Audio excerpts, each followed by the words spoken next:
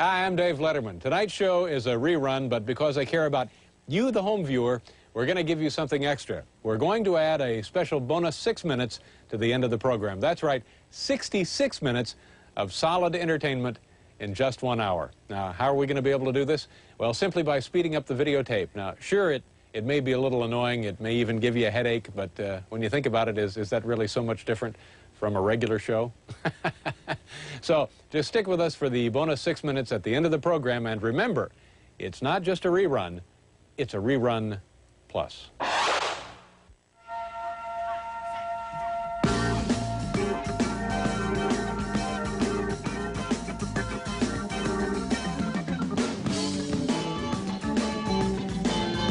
From New York City, once inhabited by a race of humans, it's Late Night with David Letterman. Tonight, Tony Perkins, comedian Sandra Bernhard, and musician Eric Burdon. Also, a look at small-town news and Brush with Greatness. And now, a man who is known to the nomadic Berber tribesmen as White-Faced Devil with his own talk show, David Letterman!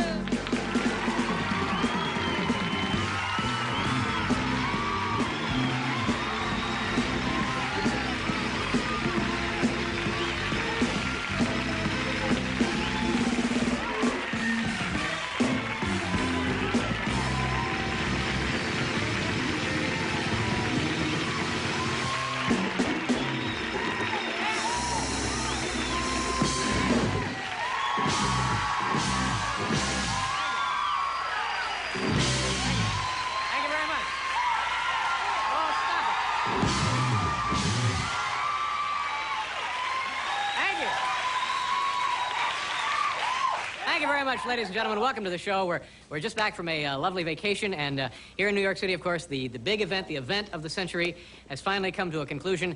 And I'd just like to say a few words, speaking from my heart, if I may, to all of the people, all of the tourists, all of the friends of ours from all over the globe, all over the United States, all around the country. Get out of our town! We've had it! Get out of here! Get off our buses or subways or streets! Go look at your own statue! We're fed up! Sorry. I'm sorry. We can't go anywhere now! Sorry. Feel much better. Thank you very much. Kind of doing Sam Kinison there, wasn't I, Paul? Yeah. That new, nutty, young kind of comedy Yeah, with the kids. it's fun. Right? It's fun to do that every Is day. it nice? Let's see, what else is going on? Oh, boy, they're busy cleaning up after the extravaganza, you know, putting things back in order, picking up the litter, identifying tourists by their dental records. So it's, And last night, ladies and gentlemen, I can't tell you, as an American citizen, I can't tell you when I've been more moved than I was last night watching this 3-hour wonderful television extravaganza on ABC from the New Jersey Meadowlands. And did you see this, Paul? I didn't see it last night. I saw it on Thursday. Well, that's... I mean, I saw the opening ceremony. Oh, you saw the opening. So Yeah, what I saw, I guess, would be the closing. Didn't see the close. So between the two of us, we've pretty much bookended the celebration. Yeah, we covered all of that. And I think we all know how painful that can be. But you know, ladies and gentlemen, seriously, so there I was in my trailer watching television, and... In the Winnebago? Kind of a pathetic sight, isn't it? Anyway, and so they fill up the Meadowlands, giant stadium out there, and the big finale was... This was the finale, right, Kevin? The big coup d'etat, the denouement, whatever. Yeah. 200 Elvis impersonators. And of course, they were paired with 200 jazzercise ladies. To me, that's a natural right there, because anybody who ever got a look at Elvis, I think, could tell that he was kind of a fitness buff. But, you know... Oh, boy. Go home! Now, this was kind of interesting. I think I'm moving to the Philippines, by the way. Well, all you have to do there, if you want to be the president of the Philippines, you check into a hotel, hold a little press conference, and announce that you're the new president. This guy, Tolentino, did that. He and his boys checked into a hotel over the weekend and announced themselves as being the new Filipino government. And unfortunately, the revolt collapsed when the ice machine went on the blink. So they... And today, this guy, unbelievable, the gall of this guy, not only did he declare himself the new president of the Philippines, today he announced himself as being the new host of Wheel of Fortune. So I don't... A little help there, Anton. Ladies and gentlemen, he's young, he's personable, he's our good friend, Mr. Paul Schaefer. Paul? Thank you. Thank you so very, very, very much. Thank you, David. Now, David, do I Yes, Paul. do I have time to mention this now because I'm No, we'll do it later. We'll What are you do it going to a little mention? later. All right. What are I you know you gonna got a big show to do. I don't want to take up any more of your time. You're up in the audience. What the hell you got planned for us up Just there? button that middle button, Paul. Just button that up. Do this up? Yeah, just button that up a It's little the bit. summertime. No, just button it up one Don't you notch. think this is These people, attractive? we have a lot of out-of-towners The here. hair is like white down here, you know. All right. We don't want to know that. Do we want to know that? Okay. We're going to do something here in the audience that we like to do because it's a lot of fun and because we don't have anything else prepared. It's called Brush with Greatness. Members of our studio audience tell us about experiences they've had with famous people sometime in their lives. Is Eric Warshaw here? Eric, stand up. Come on down and pick up the keys to your new Buick, Eric. Nice to see you, Eric. Where are you from? Nice to see you, Dave. Chicago. What do you do for a living in Chicago? I'm in medical school there. Where do you go to school there? University of Illinois at Chicago. University of Illinois at Chicago? Chicago, And right. what is the mascot of the... Are you the Fighting Illini? Yeah, that's the I see. one. What exactly is an Illini? It's about the same thing as a Hoosier. I see.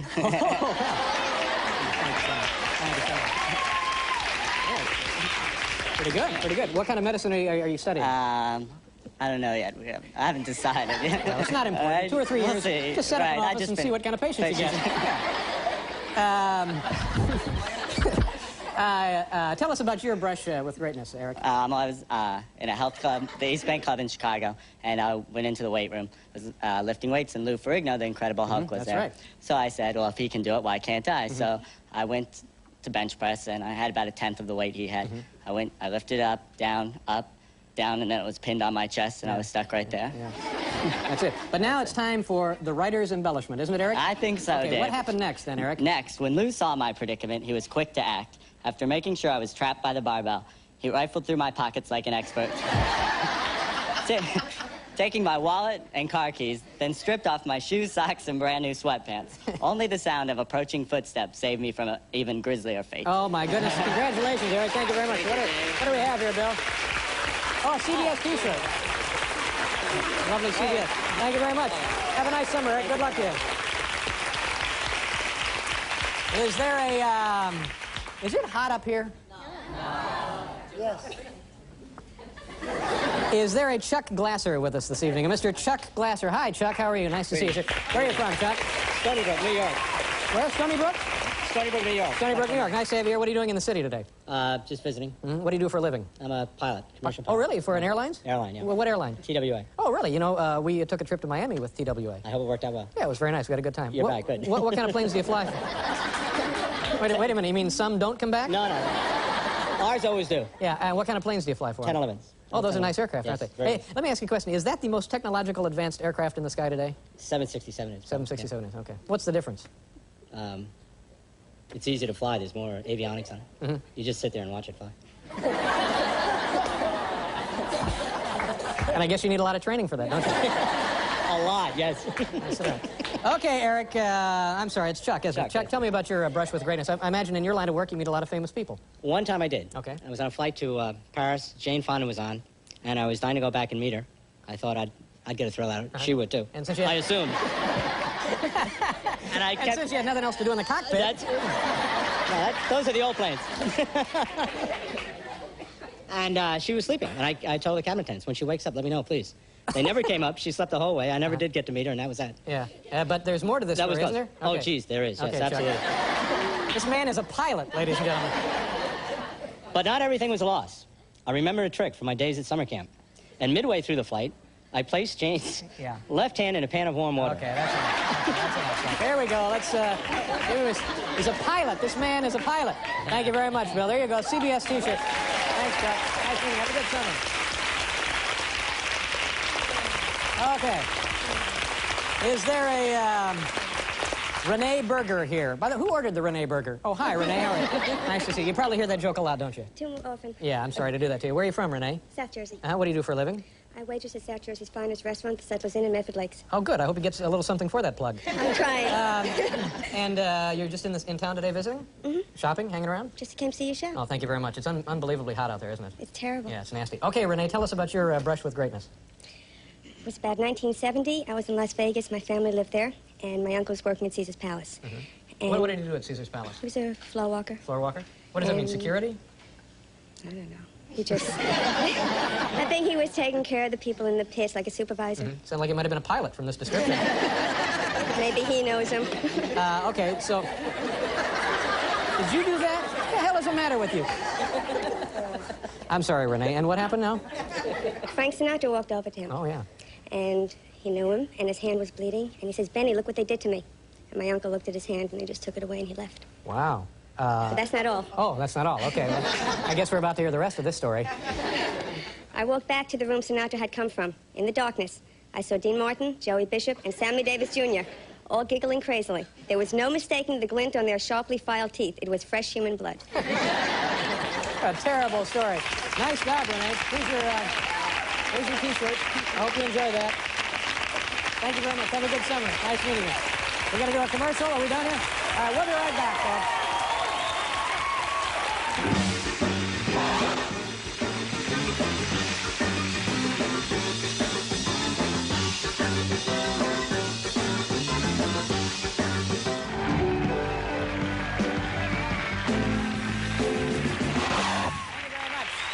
Welcome back to the show, folks. Let me tell you who's here tonight. Tony Perkins is here, Sandra Bernhard, and Eric Burdon will be singing with the band. It's hot in here, isn't it? You honestly don't think...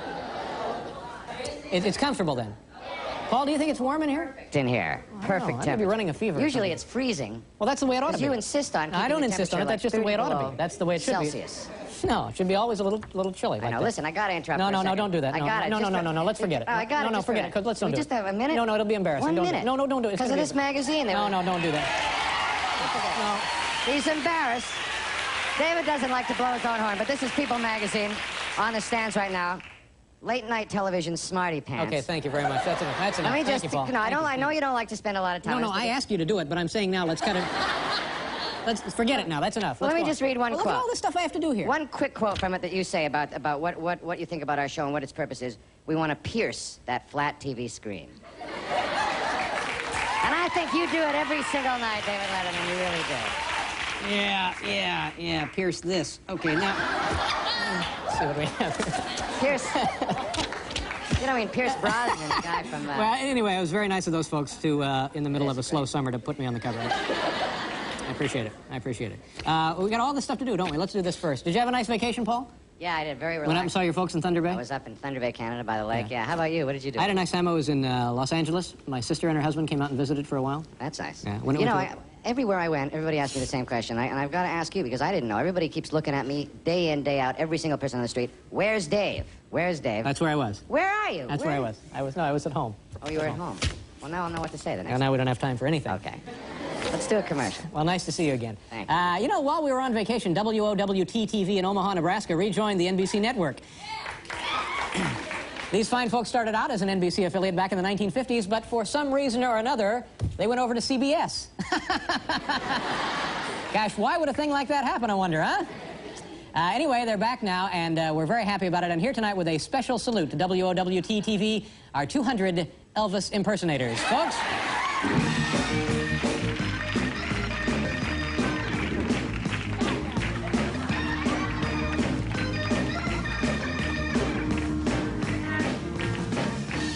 Welcome back to all the fine folks at WOWT-TV from the King. And remember, keep taking care of business. That it? That was it? That was it. Yeah. Boy, that pierced the old screen, didn't it? Woo! Probably wounded some folks at home. You know, it took us an hour and a half to do that this afternoon at rehearsal. An hour and a half. Worth every minute of it. Television's a wonderful thing, isn't it? When you can pierce that flat screen and hurt yourself. Now what are we doing? Huh? Well, what are you reading? Stay with me tonight, please. What's going on? And doing his taxes again. He has a little... And this thing went out again. It keeps flashing off. Either that or I have an aneurysm. Fix that. Sorry. Get that check. Is it going to be all right now? I never saw it go out. Yeah. I mean, excuse me, Chuck. If this were an airplane, would you take off in it? Okay, here we go. Top 10 list? Yeah, sure. What do you care? Here we go. The category tonight, top 10 complaints about Liberty Weekend. Number 10, festivities preempted third round coverage of the Hartford Open. Number 9, Madame Mitterrand stood on folding chair, ruined view for people behind her. Number 8, Elvis impersonator number 171 was just going through the motions. Number 7, insufficient coverage of the new Liberty Boy sidekick statue. Number 6, Liza Minnelli monopolized snack tray and VIP tent. Number 5, Bobby Rydell's cologne, Too Strong. Number 4, eyes of statues seem to follow you eerily, boring a hole into your very soul. Number 3, Shirley MacLaine. Number 2, new torch attracts bugs. And the number 1 complaint about Liberty Weekend, just not long enough.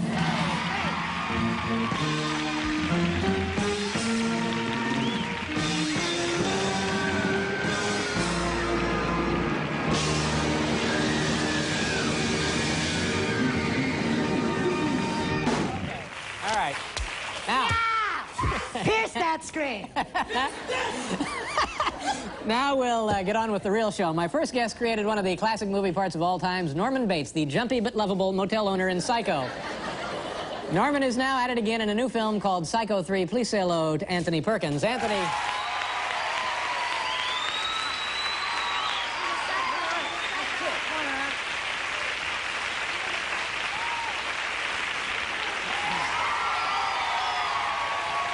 How you doing? Did you have a nice weekend? Yes, I did. Did you attend any of the festivities for the celebration? Yes, I went out on a boat and watched some fireworks with some friends. Very impressive, wasn't it? Yes, it was. Yeah. How you doing? Excellent. Yeah. How's Norman Bates these days? He's holding his own. Yeah. He's still trying. Still trying. This is. I'm sorry. I think. No, excuse me. I think that's the thing that keeps him somewhat attractive to people as a whole. You know, he doesn't give up. He has a serious personality flaw, and I mean, it's true. It's true. But he tries to make the best of it. He tries to get together with people. He doesn't give up. He doesn't surrender to his own problems. Yeah. To other people, perhaps it would be a handicap. Yes, you could even say. Yes. But not to Norman. No. And how does he keep getting out of institutions to go back to run the motel? Well, in Psycho 2, after spending 22 years of intense psychoanalysis and therapy, they let him out. I thought it was fair. It was time. Yeah. After Psycho 2, but before Psycho 3 starts, he's left with the problem of having the old dame that claimed she was his mother. Well, that was a mistake on her part, because she ended up with the shovel in the back of the head in that whole scene. And Psycho 3 starts just a scant months after Psycho 2 ends. So. I see. So, now, do you find that these episodes hurt the business at the motel or not? Well, the motel works on a very low overhead. I see. Not a lot of convention business then. No, although in Psycho 3 there is a party. There are some people come from out of state to attend a football reunion. Oh, that's good. And then he goes nuts again and hurts some people? Well, no. I mean, that would be simplifying the plot. One thing you have to have with a Psycho film as opposed to some of the horror films, which seem to have no plot. The Psycho films are always really quite well plotted, I think, and that's one of the reasons for making them, not only to assemble the ingredients from the Psycho films, but to also have something more to say. Was there, now you directed this film, didn't you? Was there ever any thought to making it a different name besides Psycho 3? Which, well, what would you call it? Well, I don't know, Psycho 3 sounds a little like dog food, doesn't it? When you think about just a little, if you misheard it, you might think. I mean, someone said Psycho 86, Psycho 87, and it just doesn't sound right. Yeah. Was this the first film you directed? Yes. All right, was that fun? It was fun. All right, we're going to talk about that in a second. We have to do here I'm sorry. We have to do a commercial. We'll be right back with Anthony Perkins, folks.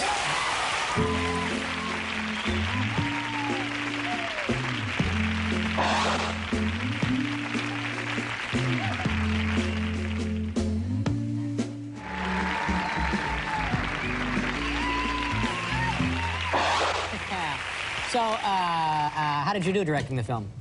Well, that would be for you to judge and for the people who see the film. Were you pleased with the final result? Well, I wanted to have some say in what happened to Norman, what happened to the people at the Bates Motel. It's a tender subject with me. No, seriously, I didn't want to hand over the controls and the reins to someone who wouldn't care as much, or wouldn't have as much passion for it as I thought I would, and that I seemed to be able to have for the entire year and a half that it took me to make this thing.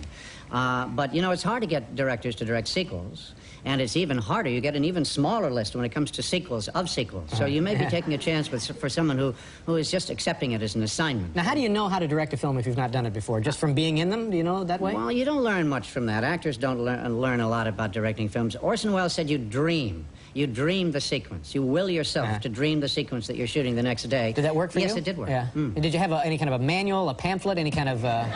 I tried reading some pamphlets. Really? They made no sense to me at all. Yeah. So I decided there was no sense in trying to learn from scratch what I would never know. Technically, I would go with my affinity for the material and, as I say, my love and affection for the psycho stories and for, you know, they're tragedies. They're modern-day tragedies, and so you really have to approach them with a certain amount of reverence. Well, yeah, I mean, it's obvious that they're tragedies. The guy's loopy and he stabs people. Yes, it's true.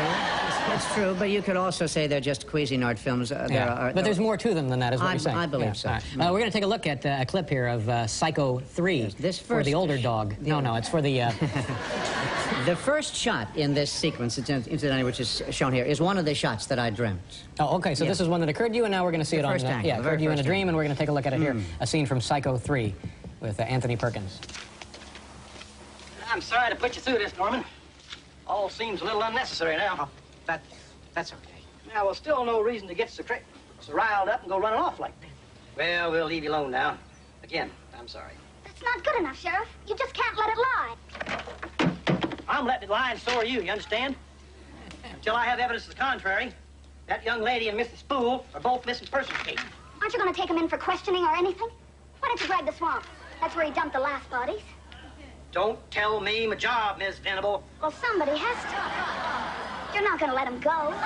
Despite all your glib insinuations, I don't have one iota of proof that he's done anything. He hasn't. Norman was with me until 6 o'clock this morning. So whatever happened to that girl last night, Sheriff, Norman had absolutely nothing to do with it.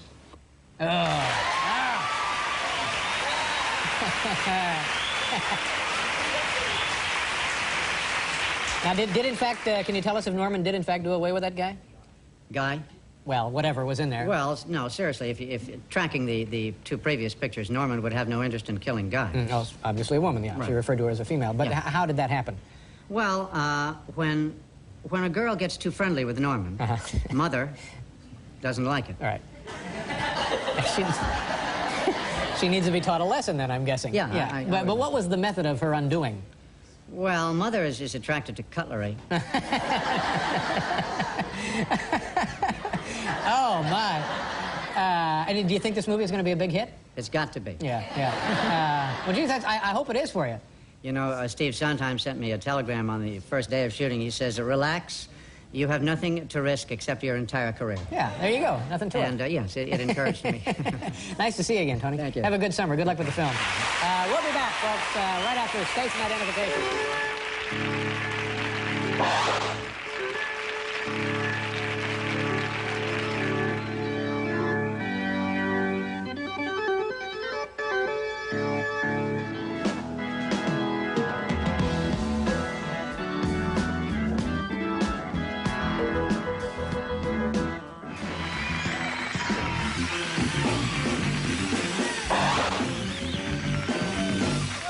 Thank you very much, Paul. Welcome back to the show. On tomorrow's program, Alice Beasley will be here from Moonlighting, and Herb Dr. Catfish Gray will be here. Herb Dr. Catfish Gray will be here tomorrow, Paul. Herb Doctor Catfish Gray. Not Herb Doctor. No, it's no. All right, let me check. Is this Herb Doctor will be with us tomorrow? Yes. So it's not. No, I'm sorry. It's not the Herb Doctor. We have Herb Doctor and Catfish Gray here tomorrow. The famous team, yeah. It's not the Catfish Doctor, Herb Gray. Well, let me see. Is Herb a catfish doctor? See, some kind of a confusion here. Anyway, he'll be here, and also comedian Jerry Seinfeld. They're all driving in from Omaha. Sandra Bernhard is with us tonight, and also Eric Burdon right here. Ladies and gentlemen, clutched in my left hand, I have a parcel, a grouping, a wad of small-town news. Paul, do we have any small-town news music? Small-town news? Yes, I do. Here we go. And hurry up. My little town blue.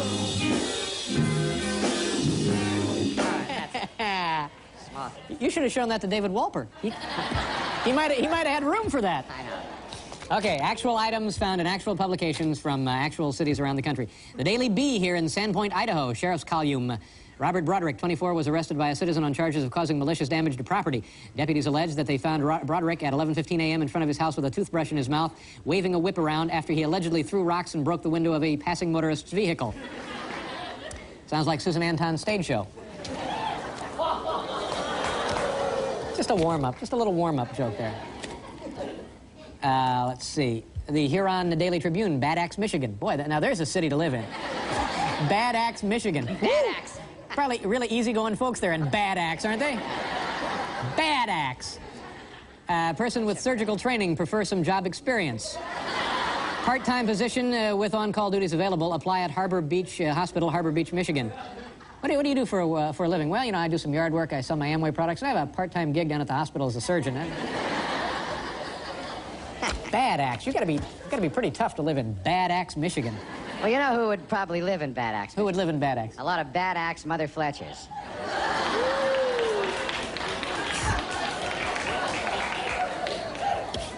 Yeah. All right, okay.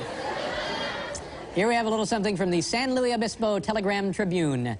3 county poets will share their writings in a meeting of Corners of the Mouth. Sarah Backer, author of explicit poems about sex, one of which is titled When I First Saw My Cervix.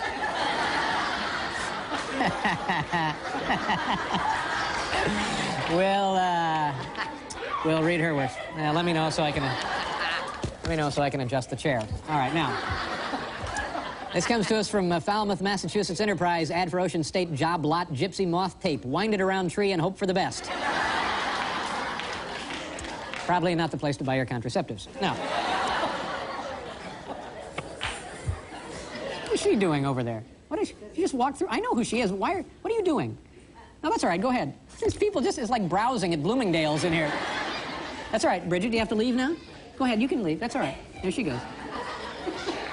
You're gonna have to put somebody on the door in here. The Corralville Weekly Courier, Corralville, Iowa, found set of false teeth uppers in the Solon sewage system. Owner can claim by proving good fit. Call Solon City Hall. It's kind of a Cinderella thing.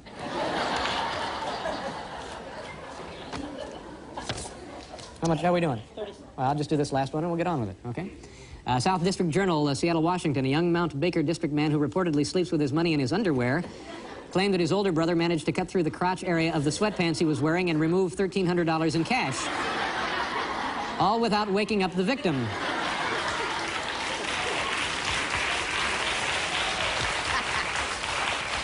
Excuse me, is that your life savings or are you just glad to see me? Well...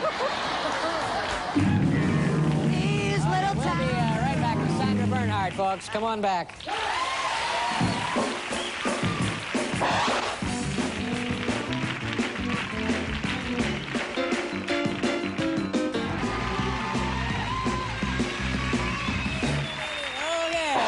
Very much.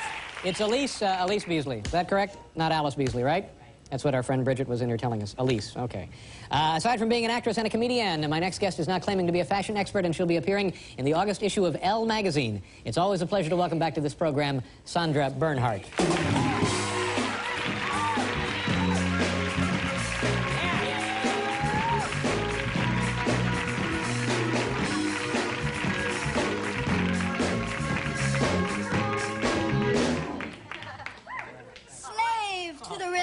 Slave to the rhythm. Okay, just have a seat. Grace, you're so feminine and soft. How you doing? Grace Jones, lift me above your head again, Grace. Why does Grace always stand like this on all her album covers? Half naked, with her very tight ebony booty. That's what I want to know, Grace. You have really put on some weight. Haven't I? About 30 pounds since I last saw you. God, you're a rail. I'm amazingly thin. Yeah. Amazingly is that svelte and strong. Is that the weight you're comfortable with? That's my fighting weight. How tall are you? 5'10". How tall are you? 6'2". How much do you weigh? 175. I have the strength of 10 men. Thank you. Well, we know that, Dave. God knows. Did you get your teeth capped since No, I haven't had them capped. These look capped to you? To me, yes, they do. No, you have nice looking teeth. I'm thinking of getting braces. Are you really? Look at that. No, don't get braces. What do you think? No. Take your braces? No, don't get braces because... I'm taking a poll. It's up to you tonight. Should I get braces? Do it. I almost forgot. Now, why would you want to have braces? Because I want to be like, a leading lady. I want to be like Kelly McGillis or, Yeah, but these teeth are... These teeth make me a fortune. What am I complaining about? I'm beautiful the way I am. Exactly how do they make you a I love fortune? me just the way I am, Dave.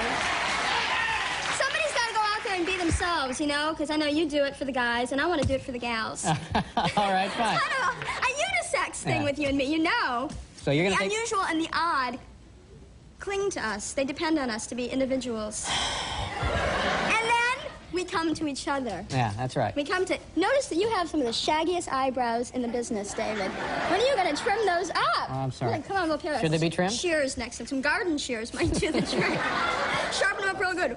Yeah. You look cute, though. You've been out in the sun, haven't you? Yeah. I'm looking awfully good. How was 4th for you? I had a great time. I avoided New York, and I know you did. I had business in California. Oh, business. Ha. Laying your lazy butt on the beach. No, I had family visiting, and we had a very nice time. You? Yeah. With the kids out? Now, what did you do for the 4th? I was up on the coast. It's the alternative city, Seattle. Partying with all the greats. Partying with Heart, with Ann and Nancy Wilson, my new old best friend. Do you have You know what kills me about celebrities? Have you noticed this? The minute you meet them, they invite you to spend the night at their house. That's right. They're very outgoing. What makes them think that I wouldn't, like, sneak in the middle of the night and murder them brutally? Yeah. I mean, just I'm a celebrity, you can trust me. Yeah. Would you have me spend the night? No. I know, you never have. No. It's like... Oh, over stop. And what about, tell me, what about the new sodomy laws? That puts an end to our whole thing, Dave. Oh, I'll tell you Sandra. something. Our relationship is over. Oh, my. I feel like hell about it. Give me some Tabasco in that Bloody Mary. Yeah. So what else have you been doing? Yeah. What else is new? You've been... What else could be new? And knee. Woo! Yeah, you slip of those words. Yeah, where? Hello? Yeah. How are you doing? What have you prepared to talk about tonight? Obviously not a damn thing. Okay. Well, thank you so much for dropping always. by. Eric Burdon, ladies and gentlemen. We're going to do something together. You know what? I've been exercising a lot, and I knew you have. Yeah, you've been exercising a lot, huh? No, because the other day in your life, have you ever broken a sweat? You? Me? Yeah. I'm breaking one right now. Yeah. Let me tell you, it's All right. funky. Since I was on with Raquel Welch. Uh-huh. You remember that last time? Yeah, I do. I went home and looked in the mirror, and I looked at my big, lazy, fat, Jewish and I said, you better get it together, honey. Because you're looking at one big, fat booty. No panty line tonight, ladies and gentlemen. Not tonight. Can you believe that? You would never know. Oh, it's so smooth. Like a Barbie doll. And, You know, what the hell? bring those trim tracks What out the here. hell is the I want to point? get you on a trim track. You know the trim tracks? Come on. Come out here with me. Come here. Let me see. You've seen them. Come on. Get on the trim track with me. This is how I've been working out. I build up sweat 3.5 minutes. Dave, don't make me come over there and hurt you. Pretend you're Sean Penn and slap me around. Get on this. It is the exercise you get on this trim track. Watch This is stupid. This is... I'm exhausted. Building up a sweat. All right. All right, here's some music. No, wait a minute. Hold it. No, Paul. No, not yet. No, not yet. I'll tell you what. We'll go down the hill once, then back to the lodge for some cocoa. And that's it. Woo! Look at our sweat, ladies and gentlemen. Look at those arms pump up. Ooh. Excuse me, did someone sanction this? Did someone know about this beforehand? Yeah. Go ahead. Let's go. No, I'm not going to do anything. Don't. No, I'll just be over here.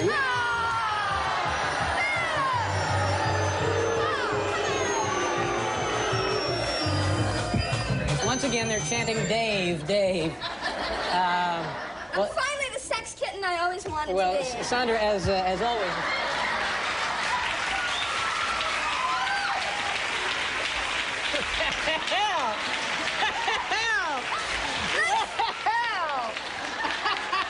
You won't believe what David Letterman just did to me. No. We'll be right back.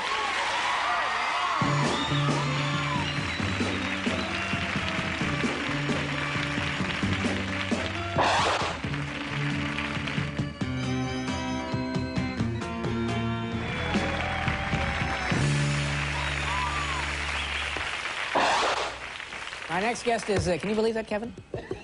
My next guest is the man responsible for such rock and roll classics as The House of the Rising Sun, San Francisco Nights, Don't Bring Me Down, Spill the Wine, and loads of others. He was the founder of The Animals and is back now touring North America this summer. Please welcome Eric Burdon.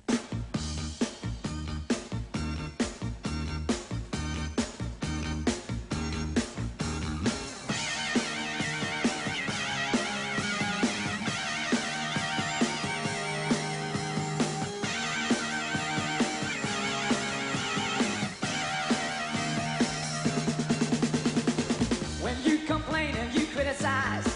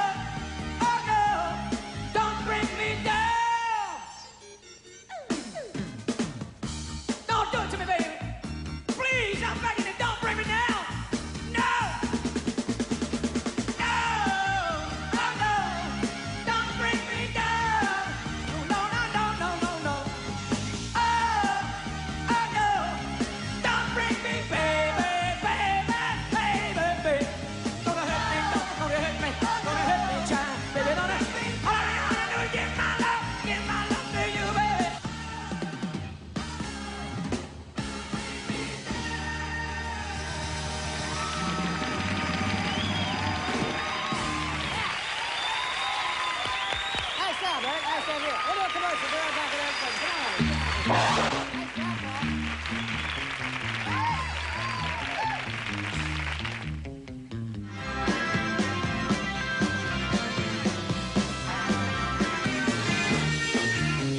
Well, your music still sounds terrific. Very exciting to have you here. Tell me about the House of the Rising Sun. What was that about? Well, it's originally an ancient English folk song that went across the Atlantic and ended up in New Orleans. But what was the topic matter? What did it mean? What do you call them? Bodie houses, yeah? Like a, whorehouse. Yeah, a dream stick. Yeah. So you're still on the road. How many years have you been on the road? 20 years. Is that right? Yeah. Well, that's a long haul. Still on it. Yeah. You enjoying it still? Sometimes. Yeah. Well, I know what you mean there. Anyway, nice to see you, Eric. Thank you very much. Tomorrow, folks, on this program, Elise Beasley will be here. Herb Doctor and Catfish Gray will also be joining us. And comedian Jerry Seinfeld. My thanks to everybody who was here tonight. Have a nice night. Thanks again. Bye-bye.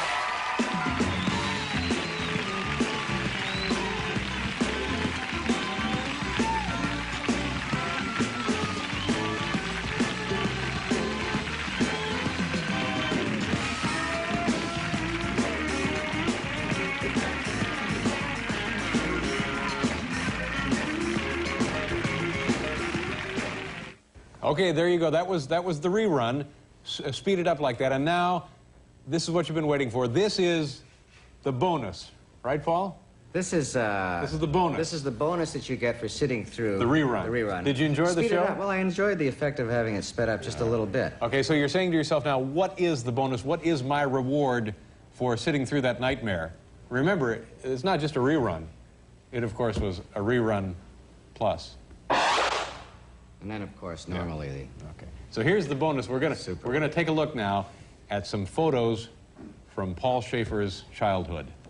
Yes, we are. Yeah. Now, we know it's not a great idea, because if it were a great idea, we wouldn't waste it on a rerun. That's right.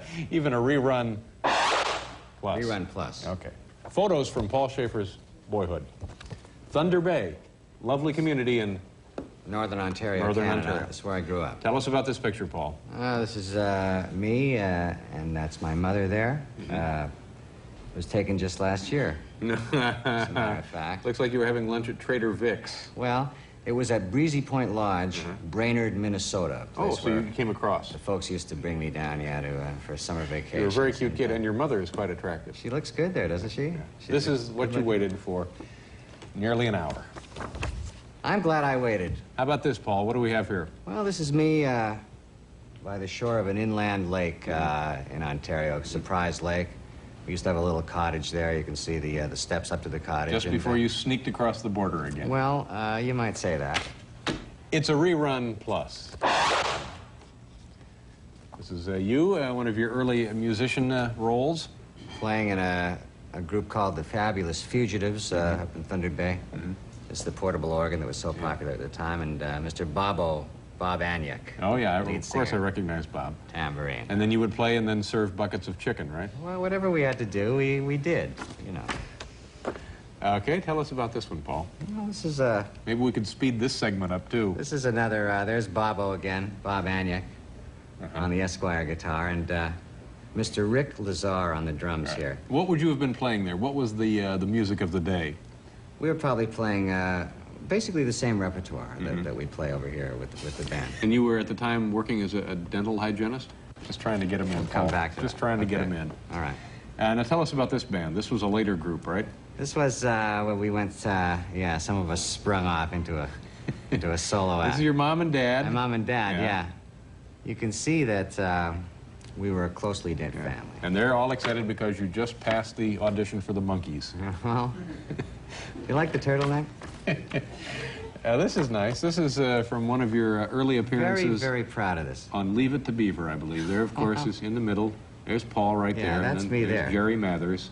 As the Beaver. Yeah. You won an award here. That guy's name was Howard Furch. Howard Furch. Yeah. And we won a mathematics award at the high school. None of us really looked that good in high school, did we? I used to carry my glasses in the hip pocket. There was a kind of a hip thing to do. Yeah, I was going to say that pretty much the mark of a really hip guy. Yeah. I was. Okay, and here we have a picture of, this is you, I guess, trick-or-treating as, what, Robbie Benson? I remember this. This was your one-man show on Broadway. Yeah. Well, David Crosby Tonight. This is how I looked in my college years. I was making a living as a cocktail pianist. Couldn't understand why nobody was coming to see me. And again, what kind of music would you play? I was playing cocktail music at that time. But what does that mean? Give me an example of something. Well, I was my kind of Elton John, you know, Your Song. And things that people could eat Rocket to. Man, maybe? I'd do a little Rocket Man, do a little James Taylor, you know. Oh, yeah. Country Roads. I was introspective cocktail pianist. Are you glad you stayed up? Okay. Here we go. Paul, you never told us you were in the service. Well, you know, when you're called, you go. That's all I say. Conscription. That's right. Now, that looks like it might have been part of a theatrical I think, I don't know what that was. This may have been an authentic Ojibwe Indian rug that I'm posing behind, but then again, probably wasn't. One of the few naval tribes in Canada. I hold here in my hand the last photo. What is going on here? Well, this is a record signing picture when you sign a record deal, you know, and, well, the guy, you know, he's holding a gun to my head. It's wacky.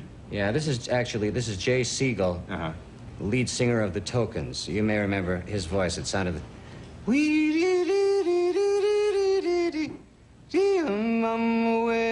The lion sleeps. That's the guy who sang that, and we just kind of set up a nutty kind of a picture. And what exactly are you signing there? I'm signing, well, this was taken in the set of Year at the Top, actually, the sitcom that I did in '77. I was signing a deal with the devil. And you know, looking at these photographs, historically, you have had as much trouble with your hair as I've had with mine. Yeah, but I don't have that trouble anymore.